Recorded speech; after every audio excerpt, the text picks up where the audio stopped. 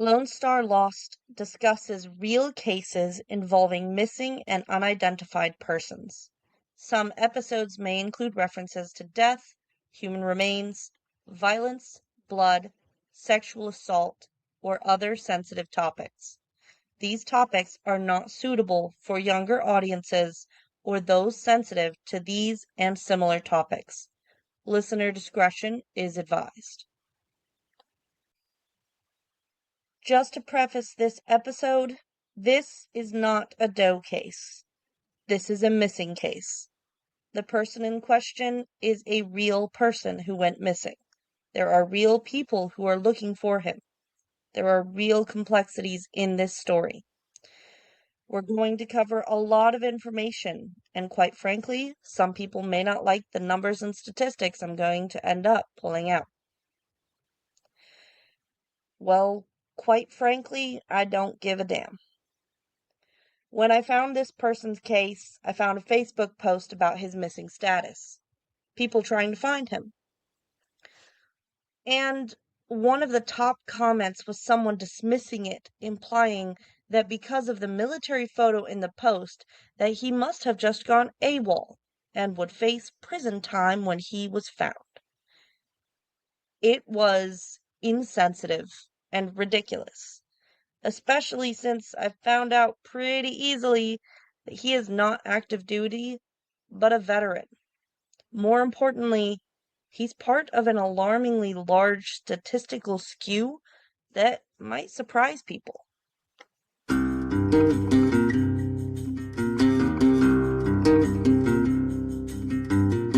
Hi, my name is Ariana, and I'm your host for the Lone Star Lost, a podcast about real missing and unidentified persons cases here in Texas. My goal is to find all the information and raise awareness of these cases, with the hope that we can give names to the forgotten and peace to the lost. This episode is about NamUS case number MP156472.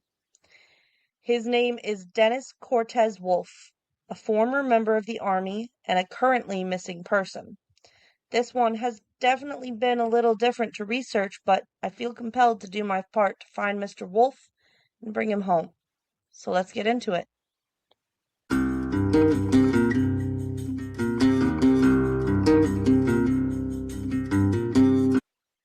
Dennis Cortez Wolf is an Army veteran who was last seen on November 22nd of 2025, the Saturday before Thanksgiving. He has blue eyes, and the last photos available show him with a beard and mustache, as well as a short haircut.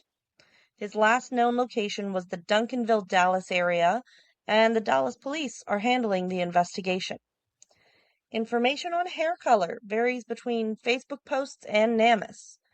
NamUS actually has no photos of him whatsoever, and lists his hair color as blonde/strawberry blonde, as do his arrest records. The Facebook post, which shows both a military photo from his time of service and a more recent photo, states that he has brown hair. Based on all the images I have seen of him, I feel this is more accurate. Dennis served as a 13 Bravo Cannon crewman in the Army, according to his Facebook profile, which I was able to find. He served from November 2014 to 2018, and then in February of 2018 ended up working as a security officer for a company called Southwest Investigations.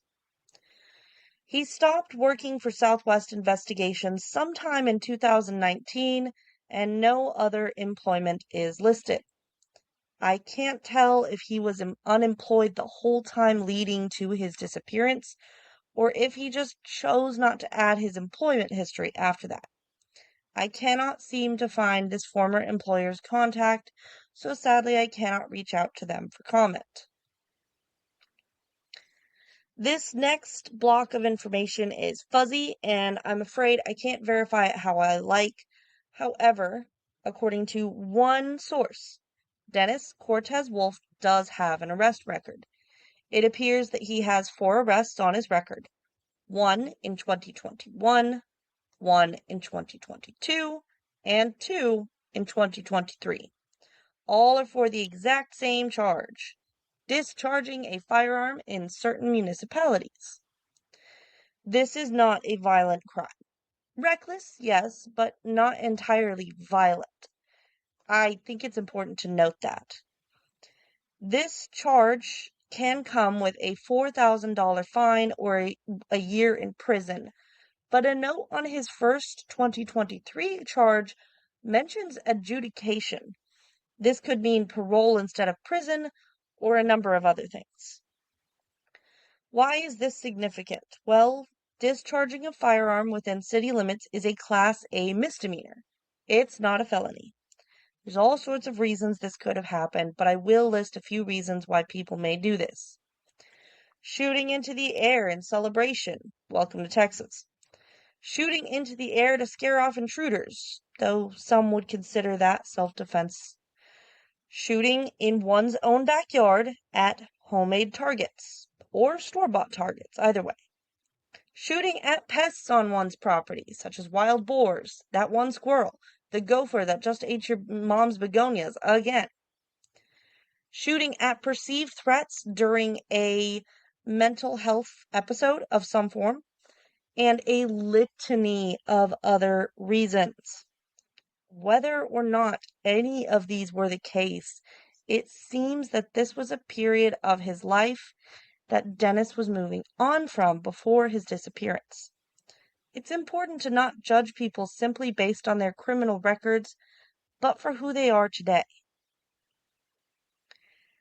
Obviously, it's a little hard to find information on what Dennis actually specifically did during his time in the Army. Where he was, what engagements he was on, da-da-da-da-da. Can't find that. What is not difficult, however, is knowing the basics of the position and a brief glance of how he may have felt about his time in the military. A 13 Bravo cannon crew member is a field artillery specialist that handles howitzer cannons. It is a very stressful position that requires the lifting and moving of heavy ammo, along with specific calculations, careful aim, constant communication, highly dangerous situations, and of course the maintenance of dangerous and delicate equipment. I just want to be really clear, this is not an easy job. The cannon fire, the constant rush to go faster, balanced with the careful fear of explosives being triggered if handled improperly. The 100-plus-pound ammo he would have been lugging and staging and loading. The threat of enemies rushing the position, the fear in the back of your mind screaming, "Don't miss," all of it. There is no easy way to transition back to civilian life from that. Especially since before his time in the military, his only other jobs were as a cashier. There's no civilian equivalent, and there's not a single job stateside that would come close to mirroring that environment. We should all be grateful for that. Dennis appears to have been proud of his service, though I wouldn't say loud about that pride. He did what he believed in, risked his life for it, survived to come home, and took pride in his service. A few posts available publicly on his Facebook show this, at least to me when I look at them. I think he is public about being a veteran, and that shows a certain amount of pride in and of itself. Mentioning the Facebook page, I'm both really happy about and mildly bothered by Dennis's internet privacy. I did find his Facebook page, but only because I have a lot of friends all around Texas, so it's easier to search and find who I need. His first and last name are swapped, which is an easy way to stay less noticed on Facebook. There's only a handful of public posts on his whole profile, giving me the impression that he either wasn't much of a social media guy or liked to keep it private. His friends list isn't publicly available. His current town isn't shown, and he hasn't even changed his profile or cover photo since 2020. All of those are good things for internet privacy and information security. I couldn't even have found his current city of residence, unless it was listed on NamUS in the arrest record site. This tells me he wasn't just an army grunt kind of guy. Think about the calculations required for aiming artillery correctly. Remember that the fancy high-tech aiming technology stuff usually goes on drones and planes, not howitzers. This is an intelligent and careful person. I'm happy to see someone taking internet privacy seriously. I'm mildly bothered because it means I can't find any other friends or family. Alright, here's where we might run long, y'all, so buckle up. Maybe it's just me, but I've always felt there's a sort of unspoken assumption that most missing/unidentified cases are women, that women are generally more likely to be victims. But based on numbers on the NamUS website, that's the national database for missing and unidentified persons, just their numbers for Texas don't quite support that.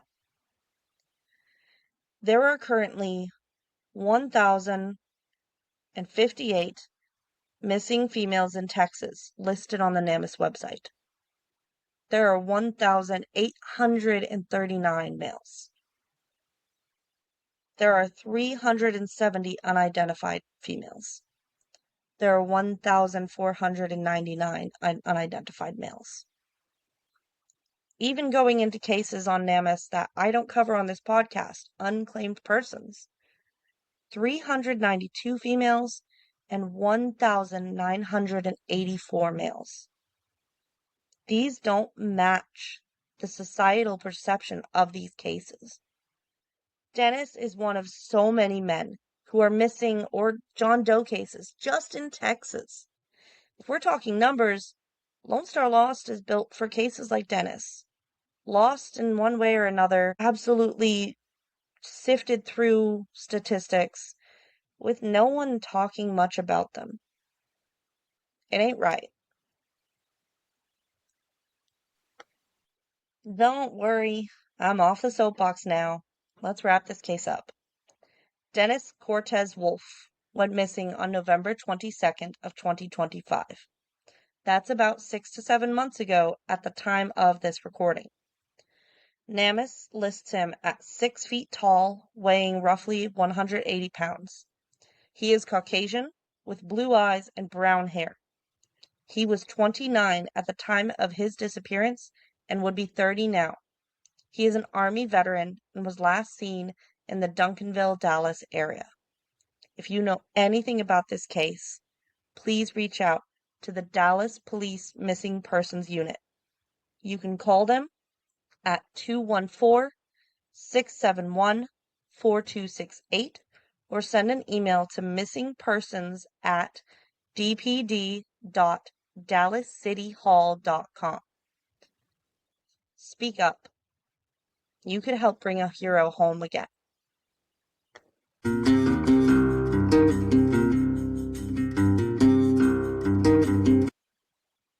Music in this episode is Open Minds by Johann Glosner.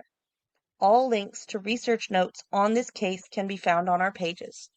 If you would like to contact me about this or other cases, please email me at lonestarlost.podcast@gmail.com. Recording and editing was done using Riverside, and hosting was done through Spotify for podcasters and direct upload to YouTube. Thank you again for listening, and stay safe.